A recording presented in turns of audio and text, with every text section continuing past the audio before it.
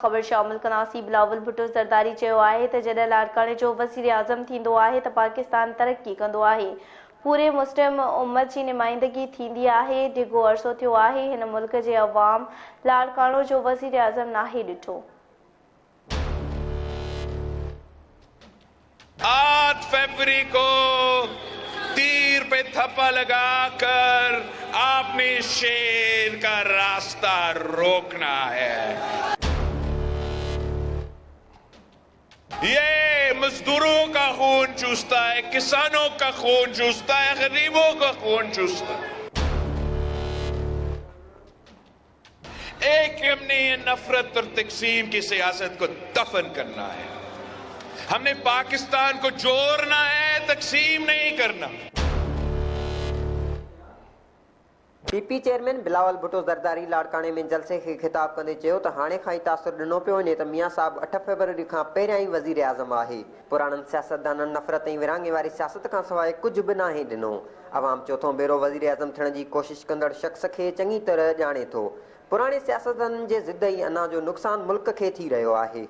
आपने 8 फरवरी को इनको मुंह तोड़ जवाब देना है।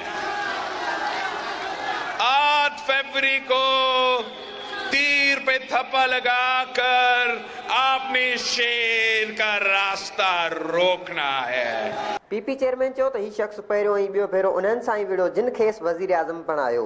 साॻियो शख़्स चोथों भेरो ज़बरदस्ती पाण खे अवाम मथां मरण जी कोशिश करे रहियो आहे। बिलावल भुट्टो ज़रदारी चयो त हिन शख़्स हर भेरे वज़ीर आज़म थी इंतकामी कार्रवायूं कयूं जंहिंजो नुक़सान पाकिस्तान अवाम जमहूरियत ऐं मईशत खे थियो। कि अगर वो साफ शफाफ इलेक्शन जीतते हैं तो 100 बिस्मिल्लाह चौथी बार आपने वही चीज करना है तो करके दिखाए। वोट पे डाका नामंजूर।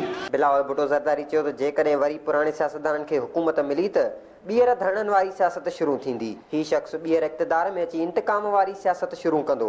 मियां साहब ॿीहर साॻी सियासत शुरू कंदो त मूंखे छो घुरायो। उन्होंने करना कुछ यही है कि चौथी बार अगर बन भी गया तो 6 महीना के अंदर ही अंदर उसने वही रोना धोना शुरू करना है कि मुझे क्यों निकाला, मुझे क्यों बुलाया। बिलावल भुट्टो ज़रदारी चयो त ही उहो शींहुं आहे जेको आबादगारणी गरीबनि जो रतु चूसींदो आहे। नून लीग ताक़त जे नशे में मुल्क खे विरहाए रही आहे। ही इक़्तिदार में अची मसला हल करण बदिरां सियासी मुखालफ़नि खे पकड़ींदा। असां उहा साॻी फिल्म 3 भेरा ॾिसी चुका आहियूं। बिलावल भुट्टो ज़रदारी चयो त जेकॾहिं शफ़ाफ़ इलेक्शन थी ऐं अक्सरियत न मिली त पोइ बि चाहींदासीं त मुल्क में सियासी इस्तेहकाम अचे, मुआशी तरक़ी थिए, मुल्क अॻिते वधे। पर हू ॿुधाए रहियो आहे त जेकॾहिं संदसि वोटनि ते धाड़ो हयो वियो त हू उन्हनि जो अहिड़ो पीछो कंदो जो ही बानी पीटीआई खे विसारे छॾींदा।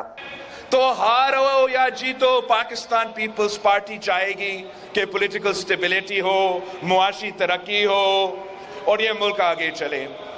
मगर मैं आज से आपको बता रहा हूं कि अगर मेरा वोट पे डाका मारा गया, किसी ने छेड़छाड़ की, और मैं जानता हूं कि आप कौन हो, कहां बैठे हो, नाम भी जानता हूं कि कौन ये कोशिशें कर रहे हैं।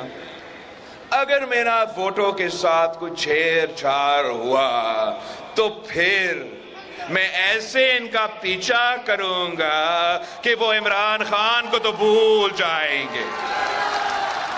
बिलावल भुट्टो ज़रदारी चयो त मियां साहब जी पोज़ीशन कमज़ोर आहे। हू पंहिंजी सीट बि हारे रहियो आहे। हू कुझु सीटूं खटंदा पर संदन क्लीन स्वीप वारो प्रोग्राम कामयाब न थींदो। चंद सीटें तो जरूर निकाल देंगे मगर क्लीन स्वीप वाला हालात वो तो ग्राउंड रियलिटीज के मुताबिक नहीं है। बिलावल भुट्टो ज़रदारी वधीक चयो त जॾहिं लाड़काणे जो वज़ीर आज़म थींदो आहे त पाकिस्तान तरक़ी कंदो आहे। पूरी मुस्लिम उम्मत जी नुमाइंदगी थींदी आहे।